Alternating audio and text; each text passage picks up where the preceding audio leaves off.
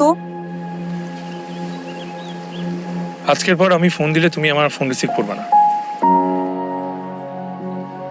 আচ্ছা আমি কিন্তু বারবার ফোন দিব, 1000বার 1,000,000 ফোন দিব।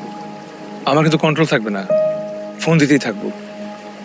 তুমি কিন্তু রিসিভ করো না। আমি শত শত টেক্সটও পাঠাবো, সেগুলো একটাও খুলে পড়ো না। তাহলে কিন্তু তুমি ইমোশনাল হয়ে যাবে, তোমার মন খারাপ হয়ে যাবে। তো তোমার কি কথা বলার শেষ? না, আরো আছে। বলো।